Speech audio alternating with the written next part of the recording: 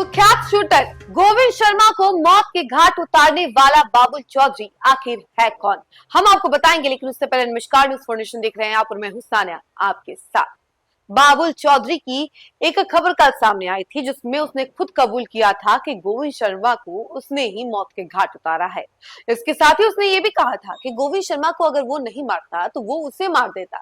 इसी वजह से बाबुल चौधरी ने उसे मार दिया। इसके साथ ही उसने ये भी जानकारी दी कि वो और गोविंद शर्मा एक समय में दोस्त हुआ करते थे, लेकिन पैसे की लेन देन की वजह से दोनों के बीच में खटास हुई और दूरियां इतनी ज्यादा बढ़ गई कि दोनों एक दूसरे की जान के दुश्मन बन गए। मुजफ्फरपुर में शूटर गोविंद के मर्डर के पीछे उसके करीबियों पर शक जताया जा रहा है। हत्या के बाद पुलिस ने बाबुल के फ्लैट नंबर 205 की जांच की।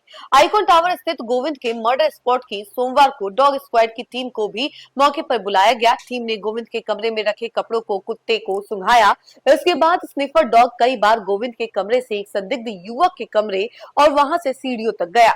जांच में यह संकेत मिले कि हमलावर पीछे की सीढ़ियों के रास्ते अपार्टमेंट में दाखिल हुए थे। शुरुआती जांच के मुताबिक बेसमेंट में पहले से 2 अपराधी मौजूद थे जो गोविंद की गतिविधियों पर नजर रख रहे थे।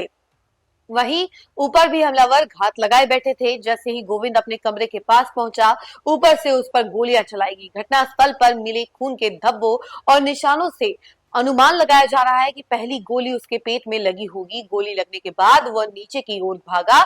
आशंका जताई जा रही है कि नीचे मौजूद अपराधियों ने भी उस पर फायरिंग की, यानी गोविंद पर दोनों तरफ से गोलियां चलाई गई। पुलिस के मुताबिक घटना के वक्त अपार्टमेंट की लिफ्ट भी खराब थी और ऊपर जाने के लिए सीढ़ियों का इस्तेमाल किया जा रहा था। हमलावरों को इस बात की पूरी जानकारी थी। घटना के समय कुछ देर के लिए बिजली भी गुल हो गई थी। बेसमेंट में खड़ी फॉर्च्यूनर, स्विफ्ट कार और पल्सर बाइक की भी जांच की गई। फॉर्च्यूनर बेला निवासी मृत्युंजय अभिषेक के नाम है, जो ओमकार का छोटा भाई है। इसी गाड़ी को वापस करने के लिए ओमकार और गोविंद में कुछ दिनों से तनाव चल रहा था। मुजफ्फरपुर में शार्प शूटर हत्याकांड की जिम्मेदारी लेने वाले बाबुल चौधरी कभी गोविंद शर्मा के साथ मिलकर रंगदारी हत्याकांड जैसे मामलों में शामिल रहा था। हत्याकांड की जिम्मेदारी वाला एक ऑडियो भी सामने आया, जिसे लेकर दावा किया जा रहा है कि ऑडियो बाबुल चौधरी का है, जिसमें वो बता रहा है कि ठेकेदारी, टेंडर और प्रॉपर्टी डीलिंग के काम में गोविंद डिस्टर्ब कर रहा था। अगस्त 2022 में प्रॉपर्टी डीलर विजेंद्र कुमार की ओर से दर्ज कराई गई FIR के मुताबिक गोविंद के साथ मिलकर बाबुल चौधरी ने 50 लाख रुपए की रंगदारी मांगी थी। इसका जिक्र खुद सामने आए ऑडियो में बाबुल चौधरी ने किया है। बाबुल चौधरी का ये ऑडियो गोविंद शर्मा की हत्या के 12 घंटे बाद सामने आया। हालांकि इस ऑडियो की सत्यता की सभी आधिकारिक पुष्टि नहीं हुई है और पुलिस इसे जांच का विषय मान रही है। बाबुल चौधरी आखिर है कौन? आखिर उसने गोविंद शर्मा की हत्या क्यों की? ये सारे सवाल उठ रहे हैं। तो देखिए, आपको बता दें कि बाबुल चौधरी के ऑडियो में उसने कहा है कि मैंने गोविंद को मारा है, वो मुझे मरवाना चाहता था इसलिए उसको मारे हैं।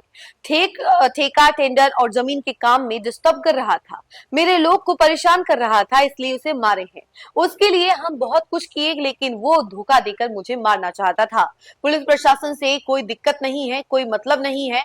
पुलिस जो कहेगी हम वैसे चलेंगे, लेकिन इसका लोग इधर उधर करेगा तो उसके लोगों को भी मार देंगे। मंटू शर्मा, ओमकार सिंह, गोविंद सिंह और मैं प्रॉपर्टी डीलर विजेंद्र कुमार से 50 लाख की रंगदारी मांगने के केस में आरोपी रह चुके हैं। उसके कारण ही मेरे पर केस हुआ था। बहुत दिन पर उसके चलते परेशान रहा, फरारी काटी, वो दिक्कत कर रहा था, इसलिए मार दिया। वो मेरी हत्या की सेटिंग कर रहा था।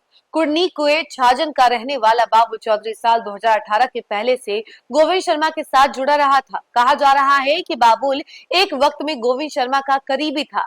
बाबुल का नाम पहली बार साल 2022 में मिठनपुरा थाना क्षेत्र में दर्ज 50 लाख रुपए की रंगदारी मांगने के एक मामले में सामने आया था। उस मामले में व्यवसायी विजेंद्र कुमार की ओर से दर्ज प्राथमिकी में गोविंद शर्मा, मंटू शर्मा, ओमकार सिंह और बाबुल चौधरी को नामजद आरोपी बनाया गया था। बाबुल चौधरी लंबे समय तक गोविंद शर्मा के साथ रहा और उसके कई कामों में सहयोगी की भूमिका निभाता रहा। सामने आए ऑडियो में बाबुल इस बात का जिक्र कर रहा है कि उसने गोविंद के लिए बहुत कुछ किया, लेकिन जमीन खरीद फरोख्त समेत अन्य मामलों में गोविंद उसे धोखा देने लगा था। इसी कारण गोविंद और बाबुल के बीच जो है दूरियां दिखाई देने लगी। वहीं गोविंद शर्मा ने छात्र जीवन से ही अपराध की दुनिया में कदम रख दिया था। 2 साल पहले पुलिस की पूछताछ में उसने ये बात खुद बताई थी कि उसने पुलिस को बताया था कि उसे बचपन से ही ऐश मौज करने का शौक रहा था। इसके लिए रुपए की जरूरत होती थी, जिसे पूरा करने के लिए स्टूडेंट लाइफ से ही अपराध की दुनिया में उतर गया था। गोविंद शर्मा ने पुलिस को बताया था कि छोटी मोटी लूट की घटना के दौरान वो शंभू मंटू गैंग के कॉन्टेक्ट में आया था।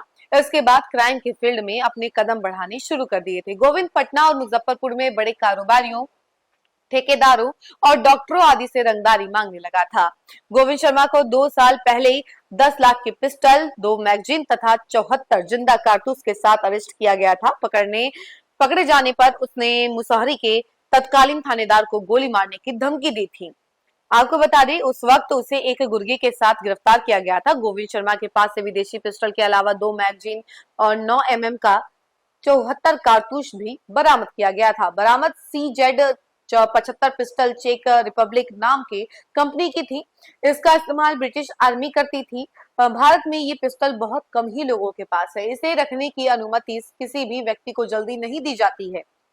जानकारी के अनुसार शूटर गोविंद का भाई विदेश में रहता है, उसी ने ये पिस्टल भेजी थी। शूटर गोविंद अपने पास 2 पिस्टल रखता था, लेकिन जब वह पकड़ा गया उसके पास से एक ही मॉडर्न पिस्टल बरामद हुई थी। जानकारी के मुताबिक गोविंद हाल ही में मध्य प्रदेश के उज्जैन में महाकाल मंदिर से लौटा था। उसने 15 दिन पहले अपने घर में भागवत कथा का आयोजन भी कराया था। उसके परिवार में पत्नी, एक बेटा, एक बहन और 2 भाई हैं। उसका छोटा भाई दुबई में इंजीनियर है। मुजफ्फरपुर के सीनियर SP कांतेश कुमार मिश्रा के निर्देश पर इस हत्याकांड की जांच के लिए विशेष दल यानी कि SIT का गठन किया गया है। पुलिस 100 से अधिक CCTV फुटेज खंगाल रही है और तकनीकी साक्ष्य जुटाए जा रहे हैं। SSP कांतेश कुमार मिश्रा ने बताया कि सोशल मीडिया के माध्यम से वायरल ऑडियो की जानकारी मिली है। पुलिस सभी पहलुओं पर जांच कर रही है। ऑडियो की भी जांच कराई जाएगी और जांच पूरी होने के बाद ही वास्तविक स्थिति स्पष्ट हो पाएगी। फिलहाल गोविंद शर्मा हत्याकांड में बाबुल चौधरी का नाम सामने आने के बाद मामला और अधिक उलझ गया है। अब सबकी नजर पुलिस जांच पर टिकी है कि वायरल ऑडियो में किए गए दावों में कितनी सच्चाई है और क्या वास्तव में गोविंद शर्मा की हत्या के पीछे बाबुल चौधरी का ही हाथ है या यह किसी बड़ी साजिश का हिस्सा है। तो देखिए, जिस तरीके से ये बाबुल चौधरी का ऑडियो वायरल हो रहा है, उसके बाद पूरी जांच पड़ताल की जा रही है। पुलिस हर साक्ष्य को जुटाने में लगी हुई है, क्योंकि ऐसा भी हो सकता है कि केस की दिशा को डाइवर्ट करने के लिए ये ऑडियो वायरल की गई हो, मीडिया तक पहुंचाई गई हो। तो हर पहलू से जांच पड़ताल की जा रही है और ये पता लगाया जा रहा है कि क्या सच में गोविंद शर्मा की हत्या बाबुल चौधरी ने ही की थी। ये तो वक्त आने पर पता चलेगा, लेकिन फिलहाल इस खबर में इतना ही। ऐसी तमाम अपडेट के लिए जुड़े रहे हमसे और देखते रहे न्यूज़ फॉर नेशन। धन्यवाद।